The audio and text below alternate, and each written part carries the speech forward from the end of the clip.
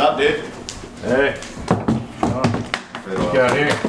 This is an Arthur Connor fiddle that I got from my dad's stash. Okay. Which is different because, you know, most of his has the goat heads. Yeah. And that's got like a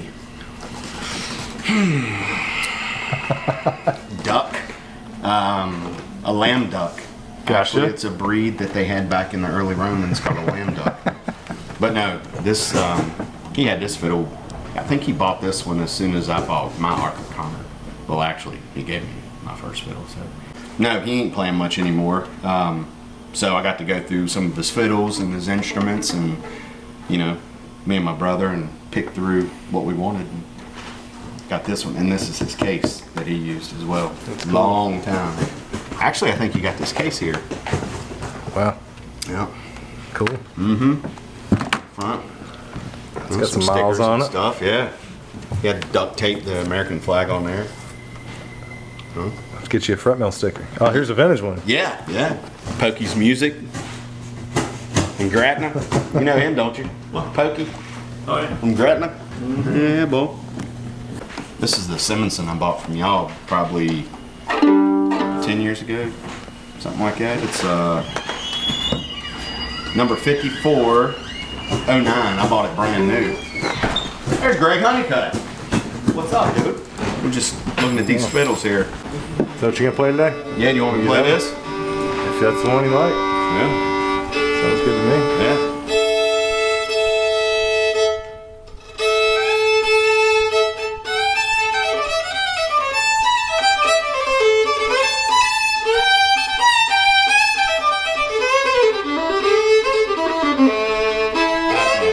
But seriously, Shannon Wheeler, born and raised Bedford County, Virginia. Been playing fiddle since I was like 21.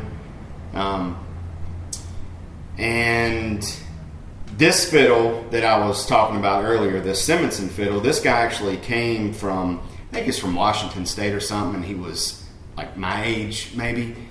And he made this fiddle, and he had 4 of them here when I bought it, and I think Terry Hanapass bought one, which is another local fiddle player. And then I was looking at the sound and the craftsmanship or this and that, mostly the sound. I think this one was the cheapest one, but in my opinion, it was the best sounding one. And it's been my main player for, 11 years now, since 09. I got it brand new, and this is actually number 54. So that's what we call it. Handcrafted in the Blue Ridge Mountains of good old Virginia. And it's really came out over the years as far as tone and playability. My bridge is a little, looks like it's getting ready to snap, but I'll get that taken care of because my buddy Jack will hook me up. Got a real good projective sound. This other one I have in here is an Arthur Connor fiddle. It was my dad's fiddle. Technically, still is my dad's fiddle, but it's more of a woody sound. I'll play it here in a second.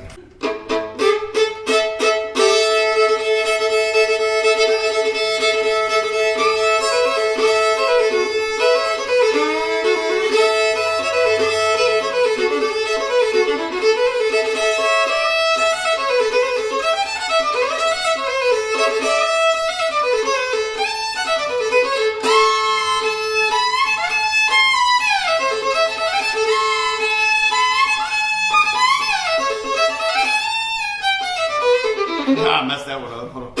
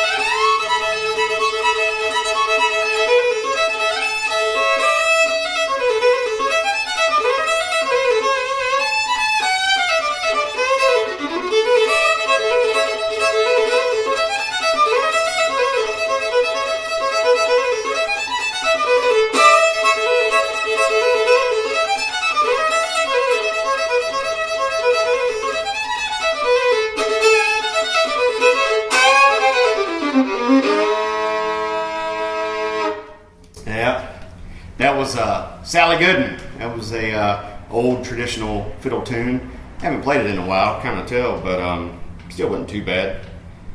This fiddle, let me show you this other fiddle real quick. And the guy in Copper Hill made this. Nice. When I first started playing, it was funny because this guy, Arthur Connor, well-known, fiddle maker. My dad had picked me up a fiddle from Fret Mill, and I think he paid like $250 for it, and it was like an unfinished kit fiddle, and it sounded okay. I mean, I was just learning. About 6 months into playing, I went up to Copper Hill and Arthur Connor, and if you know Arthur Connor, he says what's on his mind. He doesn't care. He's, he ain't gonna sugarcoat nothing. So I went in there, I showed him the fiddle. I was wanting him to set it up for me. So I went in there, and I was, here's my fiddle, and he had all these fiddles laid out, and I was like, can you set this up for me? He's like, I tell you what. He said, I can saw it in half and throw it in the shit box. That's what he said. But he said, I'll saw it in half and I'll throw it in the trash can right there, and that'll set it up, and then you can play one of my fiddles. So I didn't know how to take him, because I just met the guy. And, anyway, he wanted me to look at some of his fiddles, so I started looking at them, and the price tags on them. I just got married, and I didn't have that much money working at a pest control company, and so I was like, I really like this one. I was playing him, and he told me to take it. He gave me a price, and I told him, I was like, well, I'll get the money, and I'll come back and pay you, and then I can pick it up. He's like, no, you take it with you. So I was like, I can't. He's like, yep, take that, and then grab a head of cabbage on your way out too. He said, just come back and see me. So I did, and I had the money, and he wouldn't take the money. And then I went home with 2 heads of cabbage and money in my pocket. So I mean, he's just one of those guys that and he gets mad if you're like, no. He's like, yes, because that's what I said. I was like, all right, well. But this is my dad's fiddle. Not long after that, my dad went up and bought this one. So I was like, Dad, look at this fiddle. Check it out. It's Arthur Connor. Oh yeah, Arthur Connor. He's like, yeah.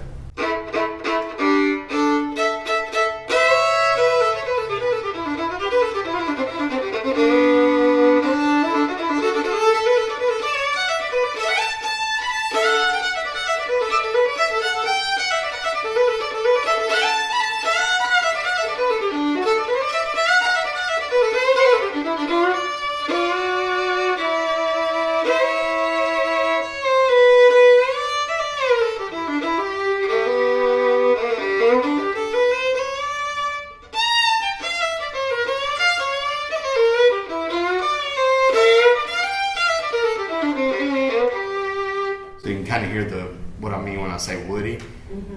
And it hasn't been played a lot, so it's still kind of shy. So the more that I'll play it, the more it'll...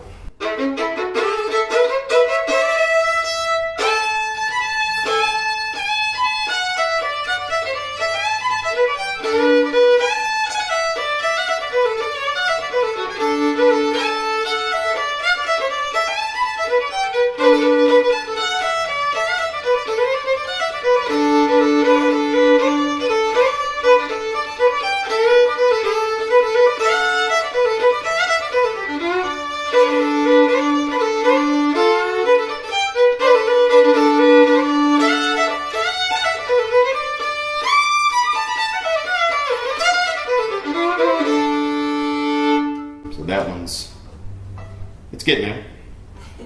Like it. It's got, Arthur Connor was always, like with the head, like his headstocks, he always had a ram's head with the horns.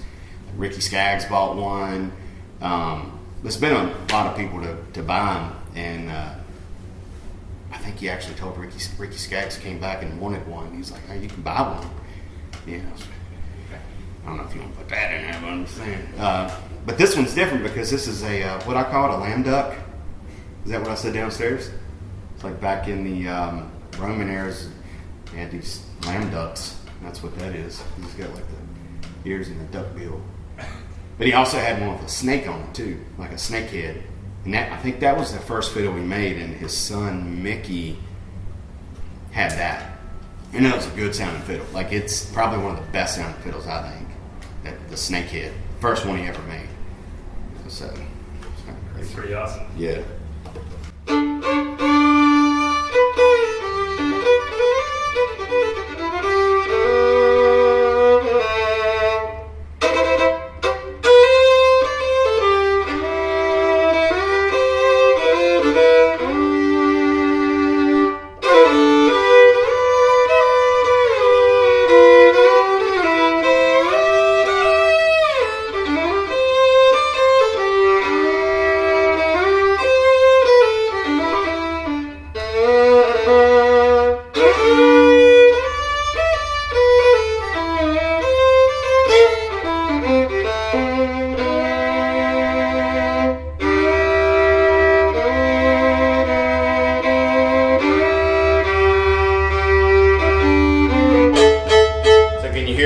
Difference in the,